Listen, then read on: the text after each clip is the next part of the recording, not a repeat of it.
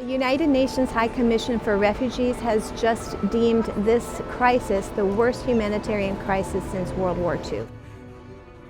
I stood on the shores in Athens at their port, and I watched a boat come up, and this boat had 2,000 people, and they had no idea where they were going, and they had lost everything they'd ever had. That boat went away, and about 2 hours later, another boat came with 2,000 people. After that one had gone, another one came with 2,000 people. How is anyone going to ever make a difference with that many people? But later on that day, they were coming in off of the street, and one of our tasks was to serve them tea.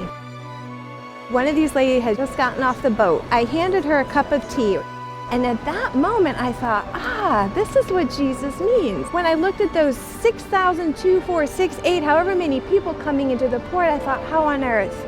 And Jesus says, give a cup of cold water in my name. Through the entire Bible, you have people that were on the move. And God's injunctive, especially to the Israelites, who themselves, they traveled for 40 years. He said, take care of the sojourner, take care of them, because you yourself were once just like them. Jesus himself, from very start to very finish, he didn't have a place to be born. He didn't have a bed. Then he was on the run to Egypt. He was a refugee fleeing danger. And then, of course, at the end, he said his whole life here on earth, he had nowhere to lay his head. It's obviously the heart of God to be helping those that are in incredible need, that are the sojourners, that are the wanderers, that are people with no place to lay their head.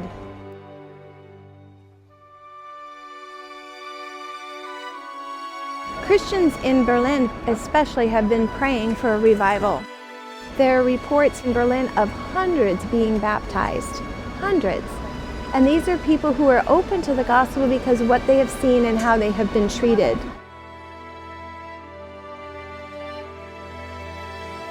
I think the call to be merciful is not really optional for the church.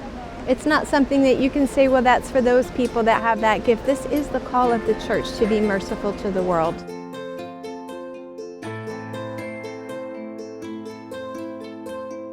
What part of that cup are you called to? Are you called to actually be the person that makes the tea? Are you the person to pay for the tea? Are you the person that makes the cup even? Are you the person that hands it to somebody? Are you the person that cleans it up? Are you the person that pays for the person to get there, to stay there, to have that job to give the tea? The church can be a really neat part of that, to really be that cup of cold water. And what part of that cup are you called to be?